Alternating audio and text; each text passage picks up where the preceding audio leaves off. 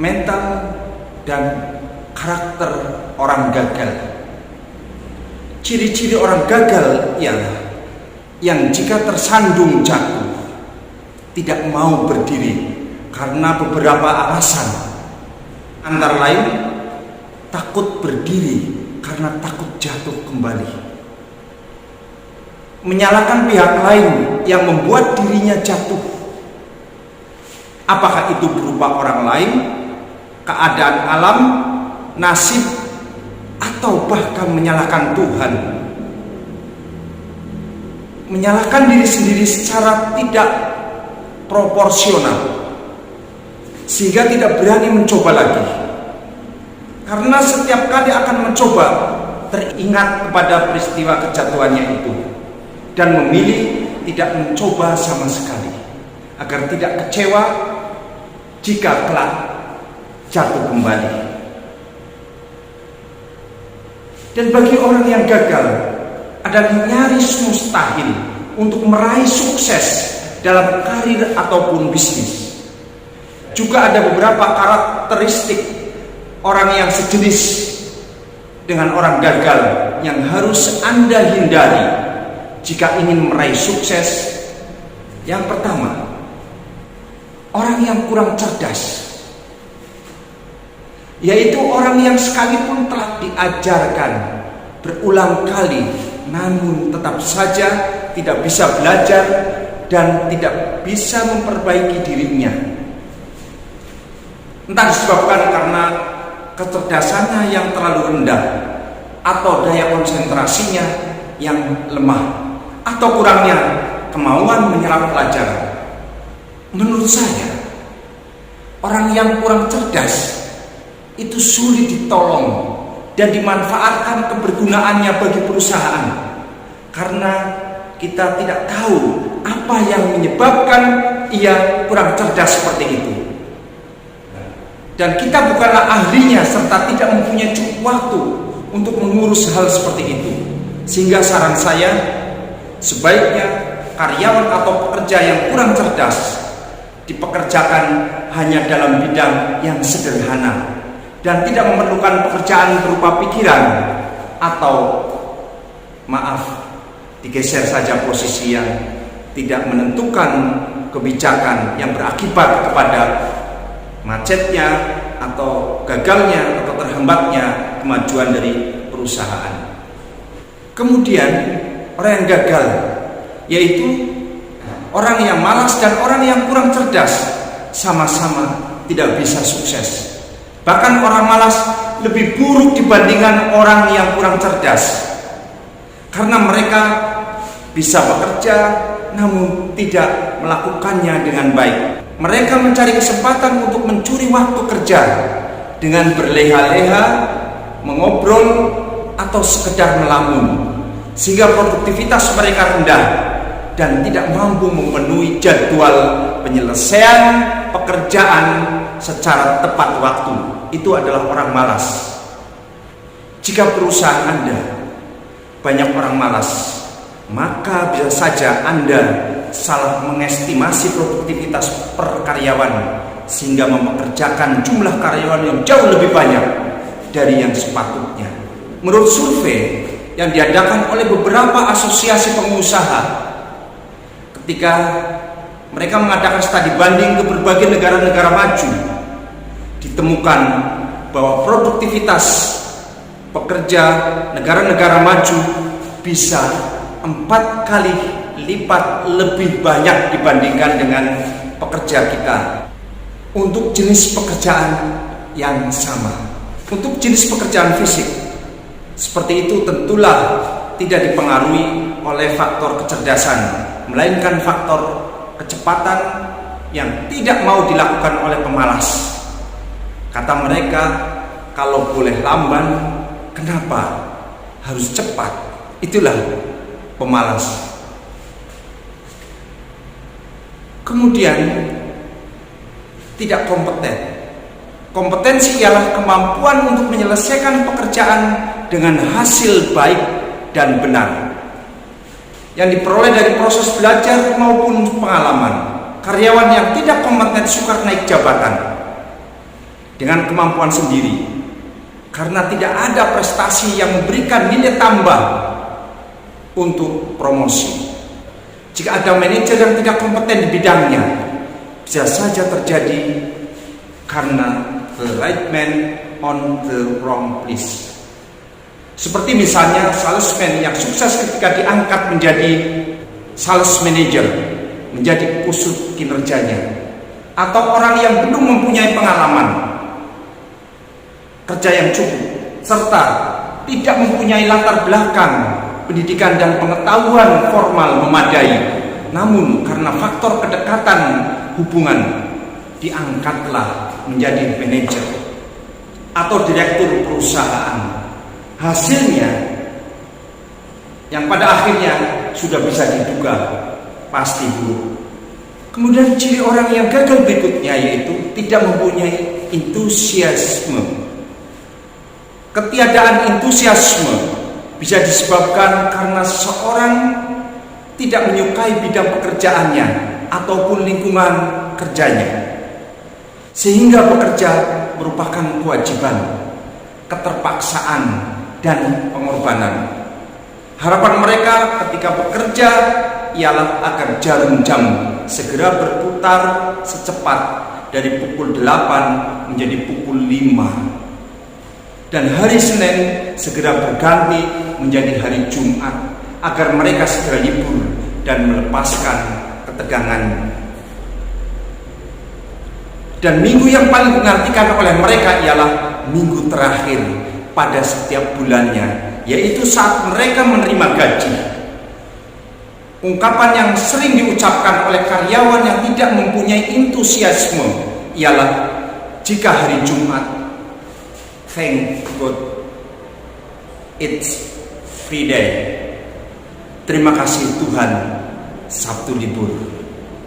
Dan jika hari Senin, oh gosh, it's Monday again.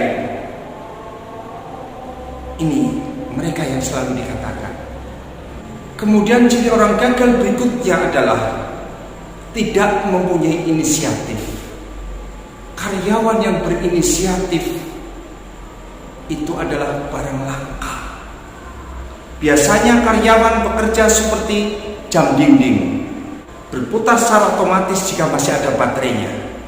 Mereka seolah tidak peduli terhadap keadaan perusahaan secara keseluruhan. Bagi mereka yang terpenting adalah pekerjaannya selesai dan setiap bulan mendapat gaji. Soal apakah perusahaannya boros, tidak efisiensi, rugi, atau untung, itu bukan urusan mereka. Saya sendiri belum begitu memahami mengapa banyak karyawan berperilaku seperti itu. Apakah mereka tidak mau berinisiatif, ataukah mereka tidak mampu berinisiatif, atau bahkan mereka tidak boleh berinisiatif oleh aturan perusahaan karena mengkhawatirkan pelanggaran tata tertib oleh orang yang berinisiatif sendiri-sendiri. Apapun juga sebabnya, ketiadaan inisiatif akan merugikan karyawan dan perusahaan, karena tidak ada perilaku dan budaya melakukan perbaikan dan inovasi berkesinambungan. Kemudian ciri orang gagal berikutnya adalah tidak memiliki sense of belonging. Jika karyawan tidak mempunyai rasa memiliki perusahaan, mereka tidak akan peduli terhadap perilaku diri sendiri atau karyawan lain yang merugikan perusahaan. Di dalam perusahaan akan terjadi dualisme, kami dan kalian, atau kita dan mereka, atau karyawan dan pengusaha. Untuk membangun sense of belonging karyawan, saya memberikan perumpamaan bahwa perusahaan ibarat sebuah kapal dan karyawan sebagai awak kapalnya. Ketika kapal sedang berlayar di tengah samudra, ada pelaut yang sedang berdiri di atas geladak kapal dengan santai sambil melihat burung-burung camar yang berterbangan di sekitarnya. Tiba-tiba muncul awak mesin yang berteriak kepadanya, "Hai pelaut, cepat bantu saya, kapal kita bocor." Sambil tetap bersikap santai, si pelaut menyahut, "Jangan berteriak-teriak, itu bukan urusan kita, itu bukan urusan saya, bukan job deskripsi saya." Dan si awak mesin berteriak lagi, "Cepat bantu memperbaikinya, atau kapal kita akan tenggelam." Dan sambil masih bersandar pada badan kapal, si pelaut menyahut takjub, "So what? That's not my business. Ini bukan kapal saya." Sekalipun cerita di atas hanyalah analogi, namun dalam aplikasinya banyak sekali karyawan yang mempunyai sikap mental dan perilaku seperti pelaut dalam ilustrasi di atas. Mereka tidak peduli terhadap nasib perusahaan, karena bagi mereka motivasi dan tujuan mereka bekerja hanyalah mencari nafkah. Motivasi dan tujuan mereka bekerja hanyalah mencari nafkah dan mewujudkan impian pribadinya. Titik. Bagi kebanyakan karyawan, urusan kinerja koleganya, apalagi urusan kinerja perusahaannya secara keseluruhan, bukanlah urusan mereka. Mereka tidak peduli apakah orang lain bekerja baik atau buruk, efisien atau boros, benar atau salah, asalkan mereka sudah melaksanakan kewajiban dan uraian tugas dengan benar serta menerima gaji mereka secara rutin, sudah cukup. Titik. Itulah orang gagal. Pemirsa, jangan ikut kebiasaan orang-orang seperti itu. Mereka adalah orang yang marginal, orang yang berpikiran dan berwawasan sempit, yang saya yakin sampai masa pensiun mereka kelak tidak akan pernah meraih sukses karir yang membanggakan, karena mereka melupakan azas manfaat, give and take. Bagi Anda kandidat sukses, Anda harus dan perlu menerapkan sense of belonging dalam bekerja. Anda harus menganggap perusahaan tempat Anda bekerja adalah juga milik Anda, yang kinerjanya juga terpengaruh oleh kinerja Anda dan karyawan lainnya. Anda harus komit untuk memberikan 100% sumber daya Anda untuk kemajuan perusahaan. Anda harus bekerja dengan antusias, membuka mata telinga, hati dan pikiran Anda untuk mengamati dan mencerna apa saja yang sedang terjadi di dalam perusahaan. Apa saja, di mana saja, dan siapa saja yang tidak bekerja dan memberi manfaat secara benar dan optimal, dan apakah yang bisa Anda perbuat untuk mengatasinya. Jika dalam kondisi otoritas Anda untuk mengubahnya, maka ubahlah segera. Jika bukan, maka buatlah usulan konkret tertulis untuk mengatasi inefisiensi atau kendala internal, dan laporkanlah kepada atasan Anda yang berwenang untuk mengatasinya. Itulah ciri-ciri kandidat sukses yang bekerja secara dinamis dan proaktif, dan bukan bekerja seperti robot, menonton, rutin, dan tidak bisa melakukan hal lain yang diprogramkan. Kemudian orang gagal berikutnya yaitu cepat pikiran. Ciri-cirinya ialah orang yang terlalu perhitungan, mudah tersinggung, dan tidak bisa menerima kritik. Mereka itu tidak mungkin mau melakukan tugas ekstra tanpa dijanjikan mendapatkan pembayaran ekstra. Kalau kuli panggul meminta bayaran sesuai dengan barang yang dipanggulnya adalah lumrah, karena mereka tidak mendapat gaji, tunjangan, dan fasilitas apapun selain upah per pekerjaan. Berbeda dengan karyawan yang mendapat gaji dan fasilitas tetap, yang merupakan bagian terintegrasi dari perusahaan. Jika mereka tetap menerapkan mental pocokan, maka sudah dapat dipastikan mereka tidak akan pernah menjadi orang besar di dalam perusahaan. Kemudian ciri orang gagal berikutnya yaitu curang dan jahat. Sebenarnya tidak perlu lagi saya berikan alasan bahwa karyawan yang curang dan jahat hampir mustahil bisa sukses karir. Curang di sini adalah melakukan manipulasi yang merugikan perusahaan.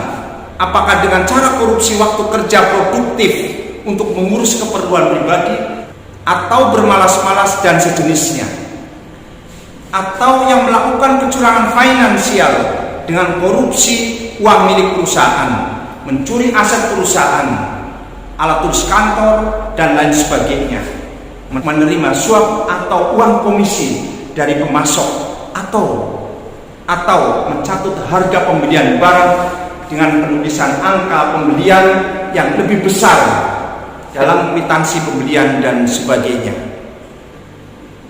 Tindakan jahat di luar kecurangan adalah karyawan yang mudah diprovokasi dan bahkan memprovokasi karyawan lain untuk melawan dan memboikot aktivitas perusahaan dengan mogok kerja misalnya, dan bahkan sampai merusak aset perusahaan hanya untuk urusan sepele yang bisa dirugikan secara baik-baik.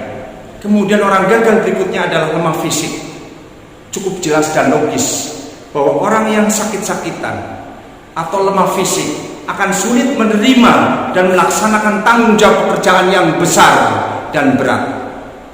Sekalipun Anda cerdas dan baik, namun jika kondisi fisik Anda lemah, rasanya perusahaan sulit memberikan posisi penting kepada Anda. Apa jadinya dengan operasional bisnis jika Anda tidak bisa bekerja dengan jam kerja yang panjang, dan atau dengan tekanan yang berat, dan atau jika Anda sering mangkir karena sakit?